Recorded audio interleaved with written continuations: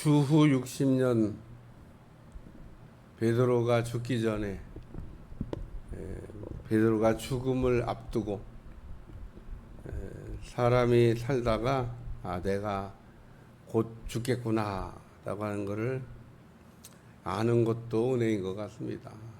왜냐, 대부분의 사람들이 죽음을 알지 못하고 이렇게 살다가 하다가 그냥, 그리고 죽음 앞에서 정리할 시간을 하나님이 이렇게 주신다고 하는 것도 그것도 은혜입니다. 대부분의 사람들이 정리할 시간도 없이 그냥 인생을 마감하는 사람들이 참 많습니다. 모든 사람들이 이 땅에 왔다가 하나님 앞으로 가야 되는데 올 때도 우리 마음대로 온 게 아니지만 갈 때도 우리 마음대로 가는 게 아닙니다. 태어나는 것도 참 신비한 일이고 우리가 죽음을 이렇게 앞두고 인생을 이렇게 정리해 나가는 것도, 그래서 우리가 오는 것도 내 마음대로 안 되고 가는 것도 내 마음대로 안 되지만 우리 가는 거는 한 가지 기도를 할 수 있습니다. 죽음을 앞두고 여러분이 이게 기도를 해두면 기도하면 그대로 되는 거 아닙니까?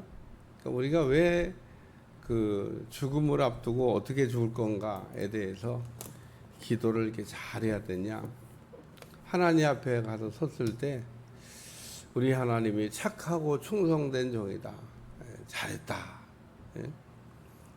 우리가 하나님이 이게 칭찬하시는 표현 가운데 잘했다 이런 표현이 있는데, 잘했다고 칭찬을 받아야 돼요.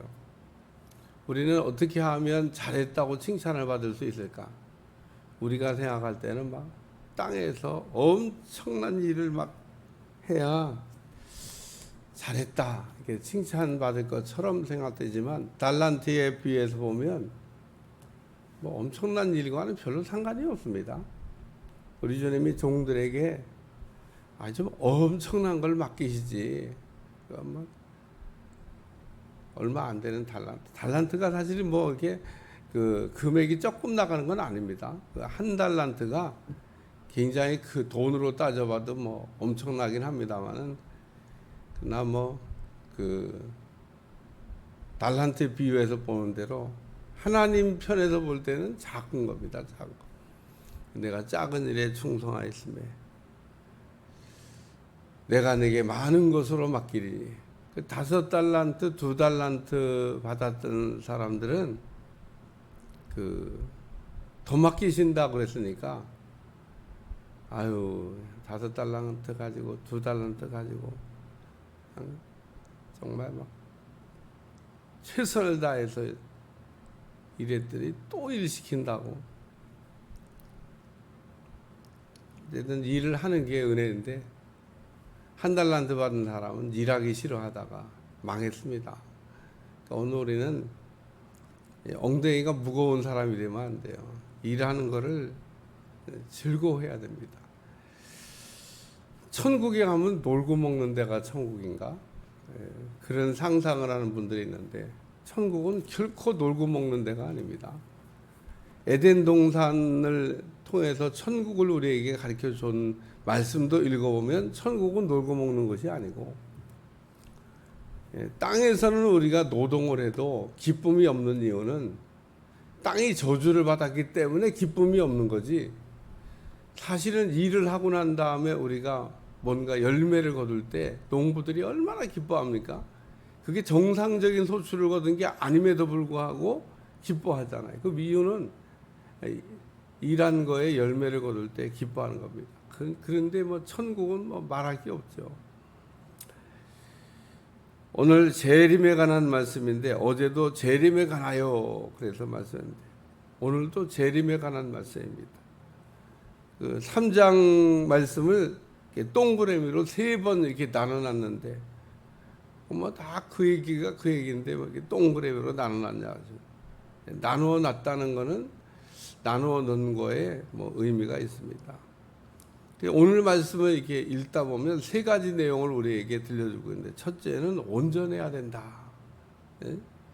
여기 흠도 없이, 아니 점도 없고 흠도 없이, 우리가 어떤 그 상품에 조금의 그 하자가 생겨도 상품 가치를 잃어버리는 게 있는데, 오늘 우리가 하나님 앞에 점이나 흠이 있으면 그 상품 가치가 없는 물건처럼 하나님 앞에 합당하지 않다, 그런 얘기입니다. 오늘 우리는 점도 없고 흠도 없이 평강 가운데 나타나기를 힘쓰라.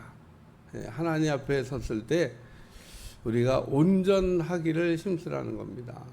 이 온전하다는 말이 그 베드로 표현을 얘기하면 성숙해져야 된다.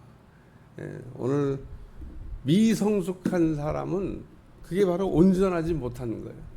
어린아이들을 보고 우리가 미성숙하다, 그리고 다른 말로 설명하면 온전하지 못하다 그러잖아요. 어린아이는 말하는 것도 어린아이 같고, 생각하는 것도 어린아이 같고, 뭐 또 행동하는 것도 어린아이 같고, 그 어린아이를 보면 아유 참 언제 어른 되냐, 언제 철나냐, 우리가 그러잖아요. 점과 흠이 있다, 그런 얘기입니다. 근데 어린아이가 그런 행동을 할 때는요, 우리가 이쁘게 봐줍니다. 왜냐, 어린아이니까. 아직 뭐 자라야 되니까. 오늘 주님 앞에 갈 날이 이제 얼마 안 남았는데, 여전히 이렇게 미성숙하면 안 되는 겁니다. 나이와 성숙이 같이 가냐? 나이와 성숙은 같이 안 갑니다. 잊어버리지 않길 바랍니다. 자꾸 사람들은 내 나이가 뭐 몇인데, 뭐. 나이 때문에 자꾸 내가 온전해졌다고 이렇게 착각하고 있는 분들인데, 나이는 어려도 막 온전한 사람이, 온전하게 된 사람이 있고요. 나이는 뭐 이제 하나님 앞에 곧 가야 될 것 같은데도, 웨슬레는 말하기를 우리가 죽음을 앞두고 그 사람이 갑자기 온전해지는 경우도 있다, 그러고 얘기했는데, 뭐 전적으로 동의합니다. 우리는 온전을 향해 가는 인생들입니다. 신앙생활을 해나가는데 쭉 이렇게 가면서 온전해져 가는 거예요. 근데 우리가 갑자기 죽음을 어떤 준비 없이 그냥 하다 이렇게 가면은 온전해질 시간이 없어요. 근데 딱 죽음을 앞두고, 여전히 온전해지지 않는 사람도 있지만 죽음을 딱 앞두고 갑자기 믿음이 믿음이 한 60점짜리밖에 안 되는 인생이었는데 갑자기 100점으로 막 확 뛰어 올라가는 경우가 있습니다. 왜 그러냐? 그런 경우가 있습니다. 죽음을 앞두고 믿음이 확 올라가요. 그러니까 그 사람을 60점짜리로 보면 안 돼요. 평소에는 60점짜리였어요. 근데 죽음을 앞두고 팍 믿음이 올라가요. 죽음을 앞두고 시간이 좀 있는 사람이 좋은 거예요. 정리할 시간을 이렇게 다. 정리할 시간이 없는 사람은 타이밍이 나쁘죠. 두 번째 말씀은 여기 우리 주의 오래 참으심이 구원이 될 줄로 여기라. 왜 재림이 이렇게 지연되고 있냐? 왜 재림이 안 이루어지냐? 하나님이 오래 참는 거라는 겁니다. 우리에게 기회를 주고 있는 거라는 거예요. 어떤 분들은 그 연세가 많이 드셨는데 하나님이 나 데려가는 거 잊어버렸나 봐, 뭐 이런 이야기 하는 분인데, 데려가는 걸 잊어버린 게 아니에요. 잘 정리하고 오라고, 또 해야 될 일이 있으니까 그 일 잘 감당하고 오라고 하나님이 기회를 주고 있는 겁니다. 그래서 해야 될 일이 있는 사람도 안 죽고, 사실 정리해야 될 것이 남은 사람도 죽으면 안 됩니다. 오늘 우리가 그 사명이 참 중요해요. 우리가 살다가 해야 될 일을 다 하고 가냐, 내가 해야 될, 내게 맡겨진 일을 다 하고 가냐. 오늘 우리는 살아가면서 다른 건 몰라도 구원을 받으셔야 됩니다. 오늘 여기 베드로가 얘기하는 거는 구원의 확신을 가지라는 거예요. 구원의 확신을.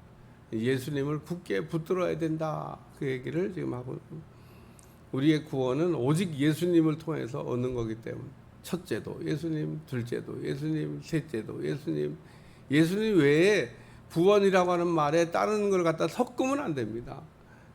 다른 거를 다 섞어요. 누가? 이단들은 반드시 예수님 외에 뭔가를 섞어야 그러면 이단 되는 겁니다. 예수님을 통해서만 오직 구원받는다. 내가 곧 길이요 진리요 생명이다. 예수님 이후에 내가 곧 길이요 진리요 생명이다라고 얘기하는 사람이 있냐? 없습니다.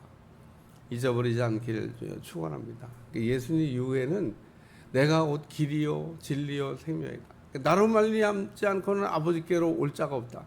예수님을 통하지 않고 구원받을 사람이 없다는 겁니다.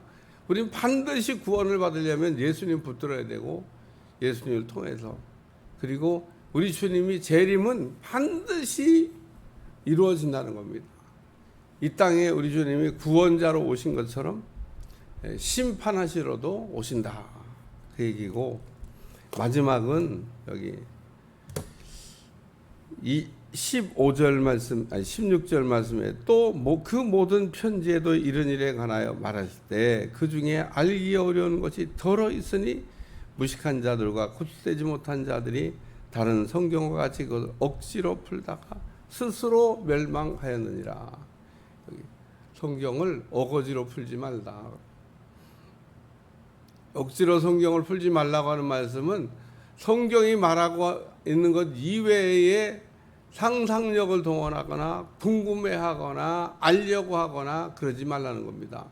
성경은 우리에게 꼭 필요한 것은 전부 다 낱낱이 자세하게 다 기록을 해놨습니다. 우리 하나님이 어떤 분이십니까? 우리 하나님이.